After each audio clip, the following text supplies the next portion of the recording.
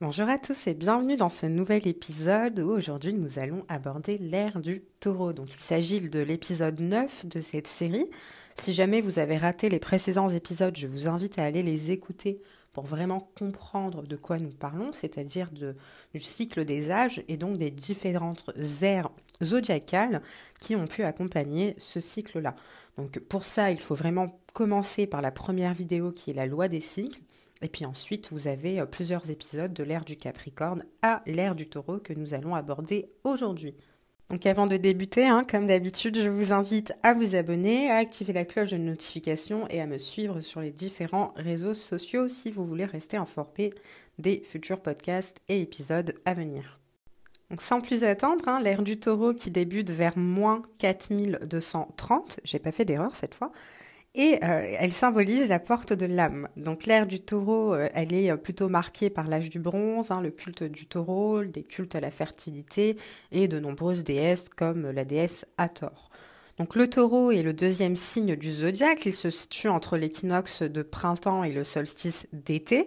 Donc c'est le symbole de la vie incarnée, de la puissance et du travail, mais aussi de la stabilité. Le taureau, il base sa force sur l'instinct de conservation, doublé d'une certaine sensualité.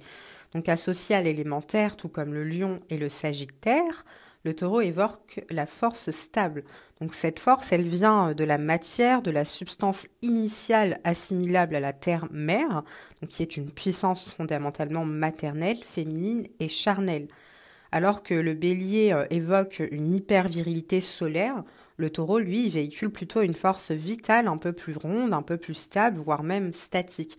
Donc nous avons là une activité moins créative, moins audacieuse, plus conservatrice que le bélier. Autrement dit, le feu du bélier s'est converti en terre, il est entré dans la matière, il s'est assagi en se confrontant à la réalité et donc il devient le taureau. Donc le taureau est un peu moins fonceur que le bélier, il est plus lourd, plus lent, plus horizontal et plus ventral. Il est aussi plus dense, ce qui le rend un petit peu plus robuste. Mais l'énergie vitale reste intacte. Le taureau rassemble en lui toutes les forces de la nature exprimées par la chair, le sang et la sexualité, d'où les nombreux cultes à la fertilité. Donc manifestation de la terre-matière, le taureau reçoit les attributs de Vénus, raison aussi pour laquelle il y avait beaucoup de culte à la fertilité à ce moment-là, puisque Vénus est une planète qui rappelle cet élément, lié à la beauté, aux formes, à la chair, au sang qui coule sous la peau, au cœur qui bat ou encore à la sensualité. Donc on a là toute l'énergie de la matière vivante, toute la force de la nature animale. À ce titre, le taureau est le signe astrologique des sensations, des perceptions et des instincts. Donc être de chair, le taureau aime la chair et la matière. Il recherche les nourritures terrestres, il accumule les conquêtes, il se livre au plaisir, voire aux excès et à l'enivrement. Il y a en effet quelque chose d'assez dionysiaque dans le taureau, à l'image du dieu Dionysos. Le taureau a la soif de vivre, il veut posséder, il veut se traduire, enfin, il peut se traduire négativement par la recherche éperdue de la jouissance et de la consommation. Donc le mythe associé au signe astrologique du taureau est celui d'Europe, qui a donné son nom au continent. Donc dans la mythologie grecque, Europe, c'est la fille d'Agénor, qui est le roi de Tyr, et c'est une princesse phénicienne dont Zeus tombe amoureux. Zeus, il tombe amoureux de tout le monde. Pour l'approcher sans l'effrayer, Zeus se transforme en taureau blanc. Europe, elle ne se méfie pas et elle finit chevauchée, c'est-à-dire la couleur violette, voilà, qui finit par chevaucher malheureusement Europe, qui l'emporte vers la Crète. Donc elle est totalement éloignée de son pays d'origine, elle arrive en Crète. Donc Zeus et Europe s'accouplent pour donner naissance à Minos. Pour les anciens Grecs, ce mythe a donné naissance à la constellation du Taureau. Et Minos, du coup, qui est un minotaure, donc une créature mi-homme, mi-taureau. Donc sur le plan graphique, le symbole du taureau est constitué d'un cercle surmonté d'une paire de cornes. Le cercle peut symboliser la matière déployée ou la roue cosmique et les cornes forment ce qui s'apparente à un croissant de lune. Donc le taureau est en effet placé sous l'influence directe de la lune qui ne reflète qu'imparfaitement la lumière du principe supérieur. Donc au-delà du signe astrologique, le taureau, il véhicule un symbolisme très riche, voire même fondamental dans nombre de cultures et de traditions antiques.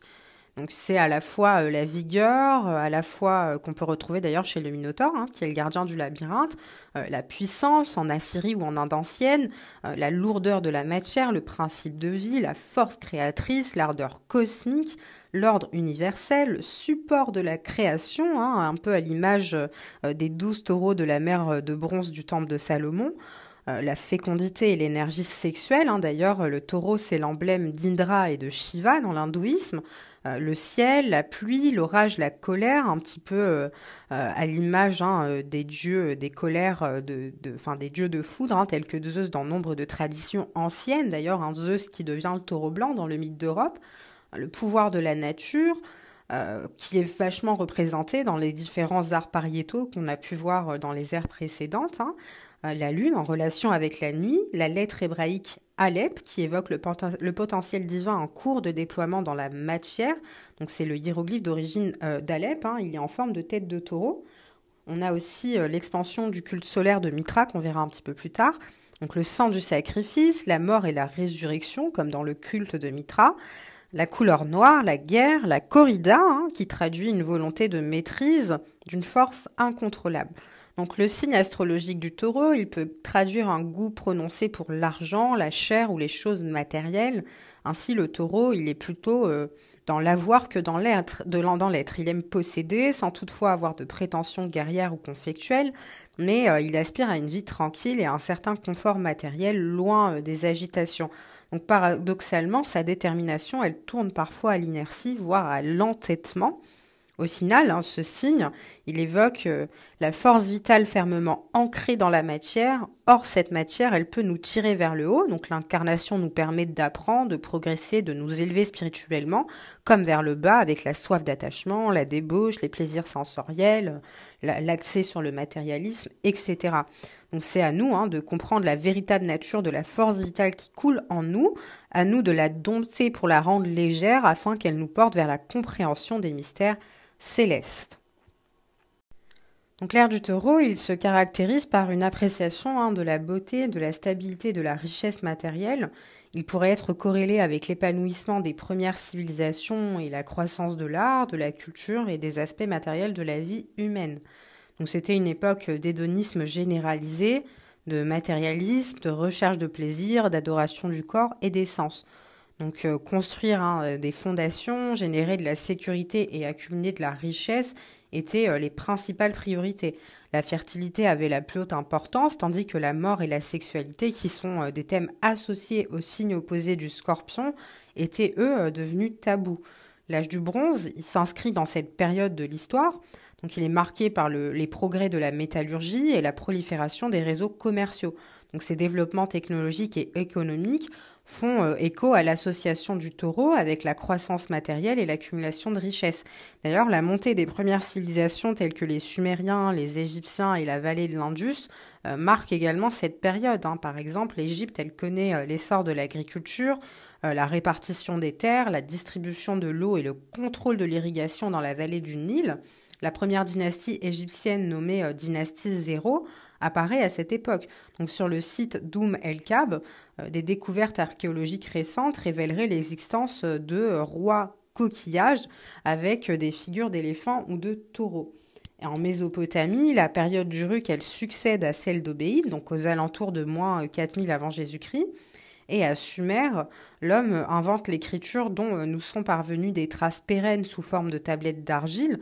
Bien que l'écriture ait été inventée à l'âge des Gémeaux, les premiers textes cohérents sont, eux, apparus vers moins 2500 avant Jésus-Christ. Donc les premiers étaient le cunéiforme mésopotamien et les hiéroglyphes égyptiens qui marquent le début de l'histoire et des religions enregistrées. Donc les textes pyramidaux de l'Égypte ancienne sont l'un des plus anciens textes religieux, connus et écrits entre 2400 et 2300 avant Jésus-Christ. Ils étaient vraiment les premiers textes à être apparus à cette période-là. Ils ont aussi à cette époque construit des canalisations qui permettaient d'exploiter les terres. Ils ont élevé des villes avec des bâtiments assez imposants et des nombreuses observations du ciel ont donné naissance à une pratique divinatoire qui était initialement réservée aux rois, c'est-à-dire l'astrologie. Donc, en Crète, il y a aussi eu la civilisation minoéenne qui a été marquée par le mythe du Minotaure qui a débuté vers 2700 avant Jésus-Christ. Donc, c'est vraiment toutes des aspects qui relèvent du taureau. Donc la stabilité et la résilience, c'est des choses qui sont incarnées par le taureau et c'est des aspects qui auraient pu favoriser à cette période la croissance de ces sociétés, ce qui aurait conduit à une augmentation de la productivité agricole ou au développement des infrastructures et à l'accumulation de richesses. Car le taureau, c'est aussi le signe des constructeurs, donc il aurait vu la construction des pyramides, en tout cas cette ère-là, et Noé aurait aussi construit l'arche à cette période-là. Donc, ce serait voilà, des aspects qui représenteraient ce grand âge. Donc, l'animal, d'ailleurs, vénéré en Égypte par le dieu Ptah, c'était aussi le taureau. Donc, le taureau, il aurait aussi pu représenter la déesse Isis, qui avait un culte à la fertilité, d'ailleurs, tout comme Hathor. Et tout type de bovins a été sacré à cette époque. Donc, les taureaux, les génisses, les vaches rouges, les veaux. Et le port de cornes dans l'Égypte ancienne impliquait un grand pouvoir en tant que souverain ou prince ou princesse. Donc toujours dans cet aspect de construction, c'est aussi la période qui aurait vu des temples édifiés pour l'éternité, donc vraiment des monuments cyclopéens, c'est-à-dire qui traversent le temps, et la construction de monuments durables tels que les pyramides, tels que Stonehenge, pourraient également s'aligner sur le trait taurien de permanence et d'appréciation de la grandeur. Donc ces structures, elles auraient pu servir non seulement d'outils religieux ou astronomiques, mais aussi d'expression de la richesse et du pouvoir de la société, donc soulignant l'accent mis par le taureau sur le prestige matériel.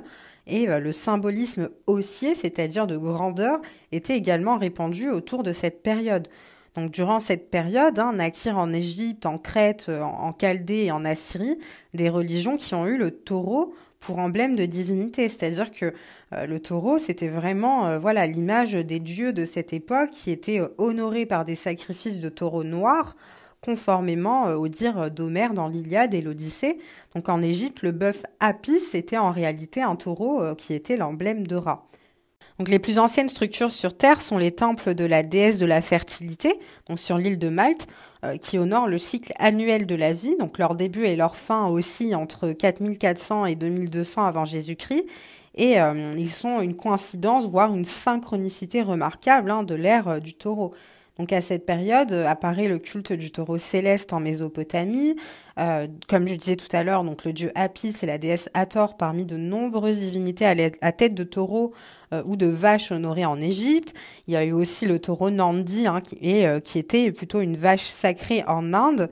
Et Moïse reçoit aussi les tables de la loi sur le mont Sinaï. Les Hébreux façonnent et adorent un veau d'or. Et ce culte traduit un retour sacrilège au paganisme égyptien. Et à cette époque émerge aussi le culte d'Isis, Ishtar, Vénus, etc. Donc toutes des déesses de la fécondité. Donc bien qu'elle soit attestée ultérieurement, la tauroctonie est associée au dieu Mitra. Donc la tauroctonie, c'est une contraction de deux mots grecs, c'est-à-dire le mot taureau et le mot tuer, qui signifie du coup un sacrifice, donc en l'occurrence celui d'un taureau, un peu à l'image de la corrida. On pourrait être apparu chez les Indo-Iraniens à l'ère du taureau. Donc le sacrifice d'un bovin traduirait la fin de cette période. Et donc le sacrifice de Moïse, donc le sacrifice du veau d'or, traduirait la fin de l'ère du taureau et donc l'entrée dans l'ère du bélier, avec l'abandon des anciens cultes et l'avènement de nouveaux cultes, et notamment de cultes monothéistes. Les astronomes mayas, par exemple, en Amérique, centrale, descendants donc culturels de la civilisation sud-américaine d'origine, ont noté que vers 3100 avant Jésus-Christ, un changement évolutif s'est produit. Donc c'est un petit peu ce qui est apparu en 2012, par exemple, ce qui marquait non pas la fin du monde, mais la fin d'un monde. Et c'est aussi à l'époque que l'aube de la culture maternelle babylonienne et peut-être de leur propre culture olmèque sont apparus. Et l'hindouisme pré-arien, ou plutôt l'ère védique, pourrait aussi être considéré comme le porteur du drapeau de l'ère du taureau, donc avec un contenu agricole notable et un dévouement à la fertilité dans le symbolisme, hein. Et la transition de l'âge du taureau à l'âge du bélier est symbolisée par la mort de Krishna. Donc le mitraïsme, hein, c'était une religion assez mystérieuse avec des dévots jurés de garder le secret. Rien ne pouvait être révélé ou écrit. Ce que l'on sait hein, un petit peu de Mitra, c'est que c'était le dieu de la justice et du contrat social. Et on a pu hein, déduire des reliefs et des icônes hein, trouvés dans les temples. La plupart d'entre eux représentent Mitra vêtu d'une casquette et d'une tunique de style persan, sacrifiant un taureau blanc devant Sol, le dieu du soleil. Du sang et du sperme de taureau, donc était aussi hein, sur cette image avec du grain, des raisins et des créatures vivantes qui jaillissaient. Donc c'était vraiment un culte à la fertilité. La femme de Sol, donc Soma, la lune, elle commence son cycle et le temps est né. Donc les lettres V, S, L, M qui sont inscrites sur de nombreuses pierres mitraïques font partie d'un code secret remerciant Mitra pour ses bonnes actions et ne sont reconnaissables que par leurs fidèles. Donc le mitraïsme et le christianisme, ils ont été longtemps et fortement en concurrence en raison de la similitude frappante dans bon nombre de leurs rituels. Les deux impliquent des bergers, une arche construite pour échapper à un déluge et une forme de baptême. Les dévots s'agenouillent lorsqu'ils adorent et un repas commun, donc une communion, était caractéristique régulière hein, de cette liturgie.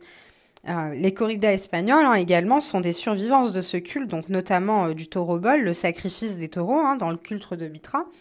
Et les caractéristiques de solidité du taureau, donc sa lourdeur, ainsi que son besoin de sécurité, sa prédilection pour le luxe et la beauté, hein, influencent l'élaboration des premières dynasties donc d'Égypte, ainsi que la construction de temples massifs aux nobles proportions. Donc aujourd'hui, on retrouve le taureau comme un objet de trait dans la tauromachie, qui suggère la fin de l'ère du taureau, donc un sujet que beaucoup de mythes hein, dans les religions pré-chrétiennes, y compris l'Ancien Testament. Le point concluant donc de la corrida, donc el momento de la verdad, c'est lorsque le torero expose sa poitrine aux cornes du taureau afin de se pencher sur la tête de l'animal et de planter l'épée entre les cornes. Donc cet acte de défi de la mort met en évidence l'ancien rituel inhérent au sport. Donc la fin de l'ère du taureau, elle aurait été marquée par le passage hein, des Israélites. Donc lorsque les Israélites ont fait leur exode hors d'Égypte, hein, ça aurait alors inauguré le grand âge du bélier avec le sacrifice hein, du veau d'or de Moïse à Yahvé, hein, donc Yahvé qui n'était pas content en tant que petit dieu du panthéon cananéen hein, et qui a dit voilà maintenant vous allez m'adorer moi, vous allez lâcher vos anciens cultes et je suis le Dieu unique et suprême, donc adulez-moi mes enfants. Voilà, voilà. Donc il y avait encore pas mal de choses, hein, il y avait encore pas mal de choses à dire, mais l'idée c'est aussi que vous alliez faire vos propres recherches afin de développer votre propre esprit critique, puisque c'est intéressant hein, de vous introduire à ces sujets-là, mais c'est toujours mieux de rechercher les choses par soi-même pour avoir sa propre compréhension des choses. Et quant à moi, je vous invite à participer dans les commentaires, à donner vos avis sur cet épisode. Et je vous dis à bientôt pour le prochain épisode qui sera du coup l'ère du bélier.